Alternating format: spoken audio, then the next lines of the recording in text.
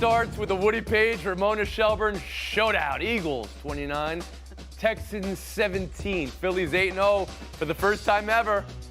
This game was tied at the half, and the Eagles had some problems stopping the run, though. Ramona, did Philly look like a little more beatable last night, or are we on the way to an undefeated season here? I actually was impressed that they won this game. This is a classic trap game, Thursday night on the road against a bad team. I thought them pulling it out actually made me more confident. Woody Page? Ramona, fallible? No, this didn't prove anything last night. All Thursday night games are dogs, and they emerged with 29 points and another victory. They couldn't get up for the Texans. You see what happened there? But they won. This is a 20th year anniversary. It's a veteran maneuver by Woody. Ramona may have said one thing, but Woody made her argue the other way there in his answer. I like that. Fallible? She didn't say they were fallible. She thought it was more impressive. But we'll move on. Showdown 2.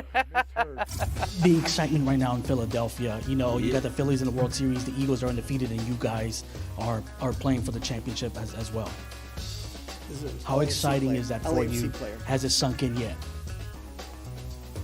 I don't play for Philly. That's Kelly DaCosta. You got to ask what it's like to be on the Philly Union. He's on LAFC. The team playing Philly Union. This is the MLS Cup tomorrow. So great how we handled it and how this game goes down. Philly, LA, Woody. That was an A+. I mean, his logo was sitting there right in front of him. No wonder people don't trust the media. We can't even get a team right for a guy. Ramona. You know, the other day I went to the airport and I handed my boarding pass and they said, "Oh no, you're not going to this town." Ramona Shelburne, it is great to see you today. In a series of enormous moments and home runs and the combined no-hitter and Meek Mill in those uniforms, Trey Mancini and Chas McCormick's plays right up there. Also, Tennessee, Georgia. Let's go around the horn. Oh.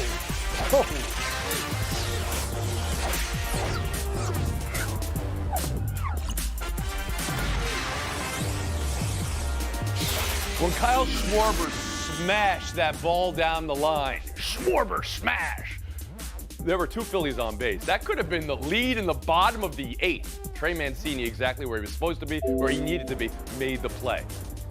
When JT Realmuto barreled that ball, it's the bottom of the 9th of a one-run game in Game 5 of the World Series. Chas McCormick is there, the Chas Chomp.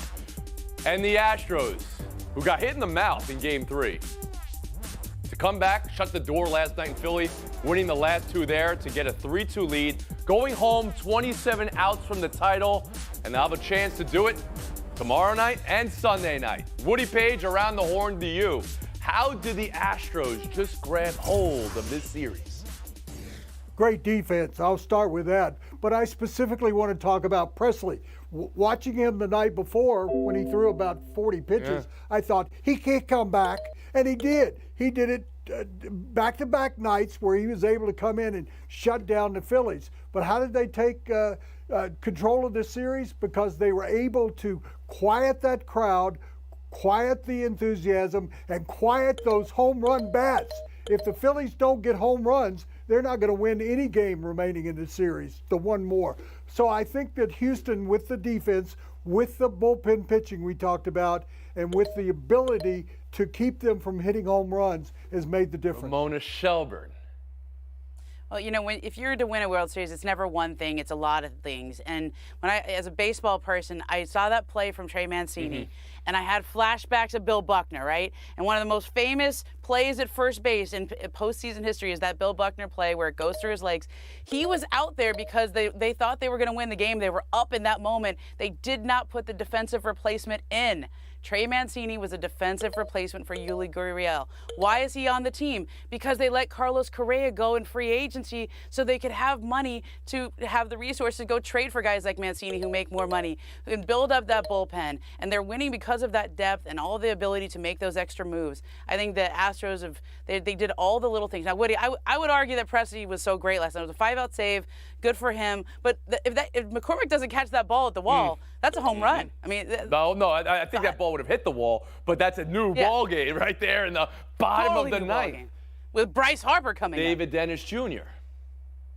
Yeah, I mean, I wanted to talk about how great that Astros bullpen is, especially throughout all the playoffs. .88 ERA, best of all time through the playoffs. But we got to also talk about the Phillies are kind of helping them out through this World Series. One hit with 22 at-bats in scoring position. They left 12 runners on base, 1 for 7 with runners on scoring position. The bats are falling asleep right when they need them the most. They're getting hits, but they're not closing those things out, and that's what's got to put them in the position to lose this series. And Courtney Cronin. I don't know how no one's mentioned the guy who's going to win the Cy Young this year, and he just won his first World Series start in Justin Verlander. He was 0 for 6 in 8 starts going into last night, a 6.07 ERA. This is one of the greatest pitchers of our generation, maybe of all time. And the World Series is just where he never showed up. So I take a look at this game from Justin Verlander, 94 pitches to get through 5 innings. Not spectacular, but enough to help this Astros team get out in front of the Phillies. And, I mean, as we talked about all season long, this pitching depth is incredible. Woody, I see you laughing out there. Our generation, yes, it spans from Bob Feller, maybe even Cy Young, to Justin Verlander. Don Larson. Tomorrow, Game 6. I have a theory. Game 6 is quite often better than Game 7s. Or at least, historically, they get weirder. And Philadelphia, if anything, the team of brotherly weirdness. So what would it take for Philly to win 2 in Houston? Around the horn, David Dennis Jr. Shout out to Philly. At least they have Abbott Elementary and the Eagles and Creed 3 coming out. This thing is over Game 6. Valdez smoked him in Game 2. He's going to do the same. It's over. Well, all right, fine. Put it all out there. Courtney Cronin? Well, I did pick the Phillies last You week did? to win this thing in 6. Yeah. The Nationals in 2019 went down to Houston, down 3-2, and ended up winning that World Series. It's going to take the Phillies putting balls in play more than they did on Thursday night. Woody Page? Yes, I remember you and Ramona picking the Phillies when I picked the Astros. How are they going to get back into the series? Two issues. They are 1 for 24 since the first game of this series with runners in scoring position. If you don't change that, you have no chance of winning, and they've got to get great starting pitcher out of Wheeler to begin with. Ramona Shelburne. So, Courtney, I guess I'm now the second longest tenured panelist on this show next to Woody here, so I have to give you a little advice. When you go with a hot take early in a series, you just lean in all the way in and keep leaning in until maybe you fall off the cliff, but you do it. Just go for it. Phillies, all the way back, coming back. Oh, You know, Courtney, since Not you're again. reminding us of picks you've made on this show, do you remember what happened last week with Tennessee football? Right in the face of Woody Page, what did you say? Oh, Courtney, this is a series of unfortunate events. All right, college football's next greatest, biggest game of the season. Woody's number 1 Tennessee Volunteers at number 3 Georgia. Floor is yours, Mr. Page. What's the number 1 thing that will decide this game? it's going to be the secondary for both teams. We've talked about, I did last week, that the Vols have one of the worst pass defenses in the country, but it's getting better in the last 2 or 3 games. And as Courtney has learned about them offensively, they are the number 1 offensive team in the entire country. So that very good Georgia defense is going to have to go up against Hooker and really try to stop him from dominating them in the game. So you think the secondaries. Courtney, what is the most important thing that decides this game? Well, we know how prolific a passing offense Tennessee is, but they also run the ball more than they pass it, 58% of the time. So for Georgia, it's going to be stopping the run. And they learned that last year. That was Tennessee's worst offensive performance when they played Georgia and their generational defense. Their defense this year, actually, in several statistic categories, including yards per play, is better than that unit that had 5 first-round picks. So I can't go against Georgia this week, and I'm going with them. I'm sorry, Woody, but 2 weeks in a row, I am picking the team that is not in orange. I appreciate your consistency, David Dennis Jr. As much as I want to partner up with my fellow rookie against the old head Woody here, I got to go with Tennessee. And I think it's about, unfortunately, the injury to Nolan Smith with Georgia. He's responsible for 3 out of the 10 sacks they had. He's been a tremendous help to that Georgia defense that has only allowed 10.5 points. Tennessee is 1 out of every 6 passing plays is 30 yards or more. Ooh. I think that offense is too much with Nolan All right, Smith so out. you think it's going to come down to offense versus defense, and you're taking the offense in this matchup. And Ramona Shelburne, what does this come down to? You know what? Tennessee scored 52 on Alabama. okay?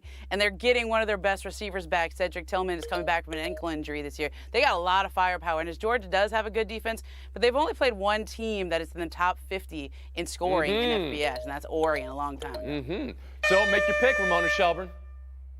I'll go with the Vols. Woody Page, you didn't make a pick. You laid the spread for us, but tell us who you got. Vols cut the hedges. And Courtney's got Georgia. David's got Tennessee. We'll move on. Magic Lean in, 130, Warriors 129 last night. This was a shocking result. Champs losing in Orlando. They've lost 4 straight. This road trip has just been a disaster. Steve Kerr says he's mulling a lineup shakeup. This team's the 12th seed right now in conference. Ramona Shelburne, is it time to make changes here, Golden State? Like Kerr's talking?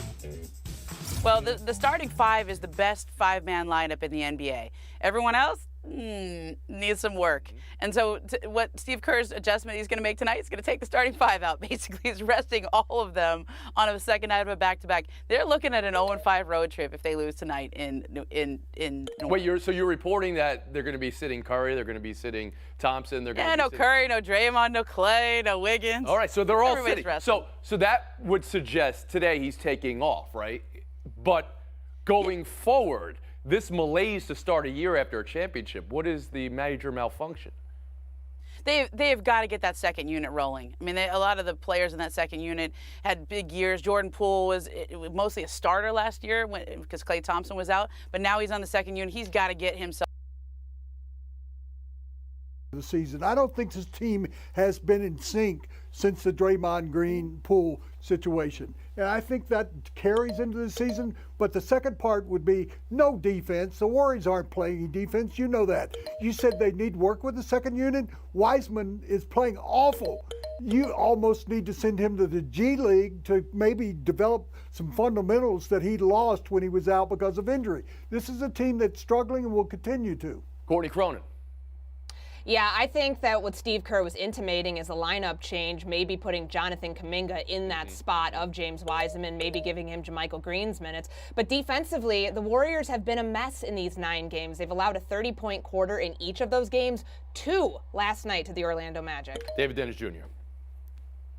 Yeah, I mean, I think this is about Wiseman and this idea of the Warriors sort of building up the young core and trying to, go towards the championship. That experiment isn't working. The Warriors were up 11 in the third quarter. Yeah. 3 minutes later with Wiseman in the game, they were only up 2. He's just not effective right now, and he's not, he's a leading contributor to this. I think they're going to cut his minutes. That's the Cut lineup his minutes. change they're looking Ramona, at. do you agree with Woody? A G League trip could be what they're going to do with Wiseman?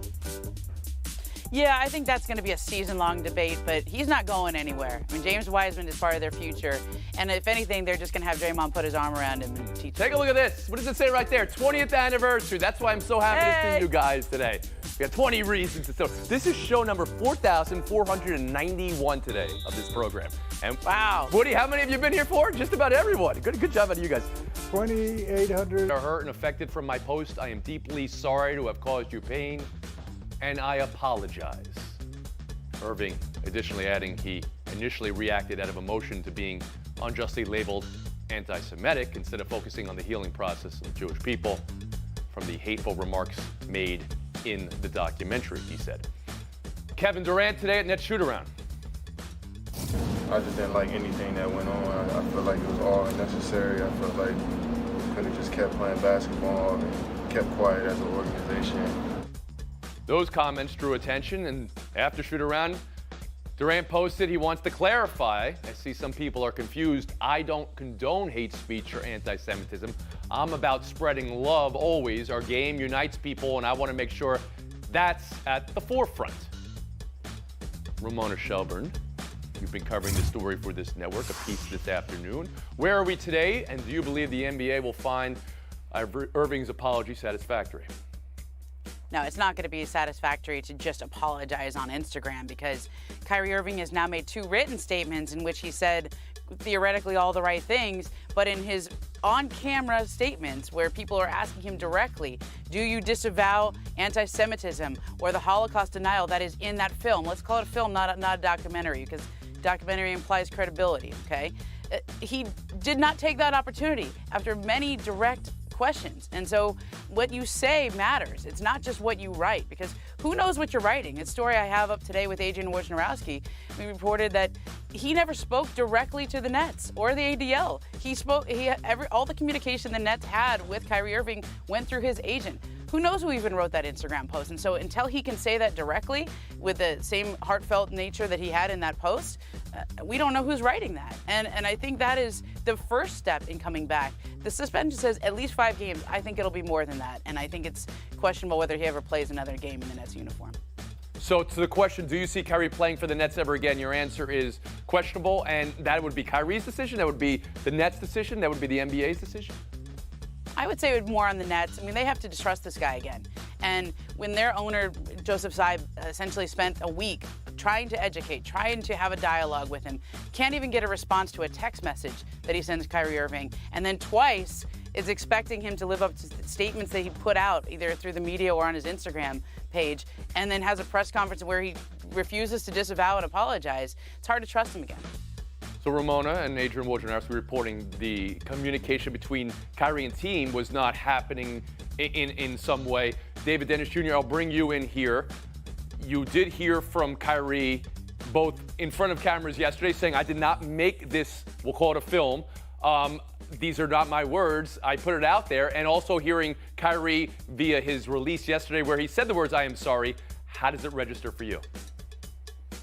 It registers to me as somebody who purports himself to be about black liberation, but really has no conviction. You said you did not make the documentary, but you spread it around. You promoted it. You made this the #1 documentary in 2 categories on Amazon. And then you come out with an apology only after you've been suspended 5 or more games, which indicates to me that this is not really about the people you have harmed. It's really about trying to get back on the court and try to make things right, because I have no faith that in a week when he's in front of microphones again, he won't be spouting the same anti-Semitism that he was doing before. This is not the type of work for black liberation that he claims it is. This is about one man and attention and trying to, spread some sort of message that is not good for anybody. Well, let me ask a follow-up then, because you're asking why apologize. Well, there is a parallel conversation in America about apologies being demanded of people or accountability being demanded of people, whether they are there or not.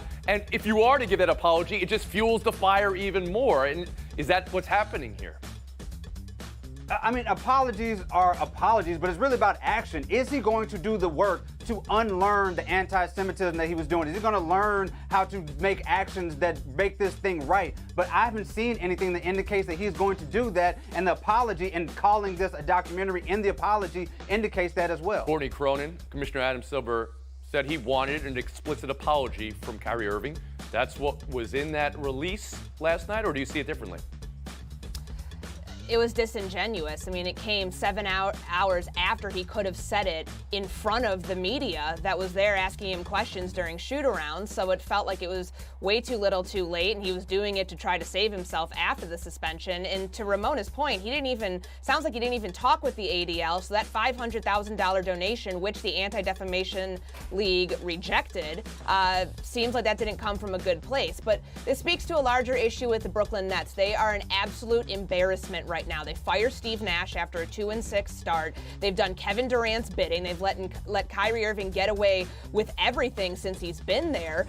Ime Udoka's on the cusp of being their next head coach. So you're hiring somebody who, at the very basic portion of this, it has horrible judgment. What are they doing? They're an absolute train wreck, and I don't see this thing getting any better anytime soon. And Woody Page. His supposed statement and apology is a small step. It's not a big step. There are many steps ahead. That's meeting with the commissioner next week. He's got to meet with the ownership of the Nets. He's got to meet with the players and address this issue. He's got to meet with the media.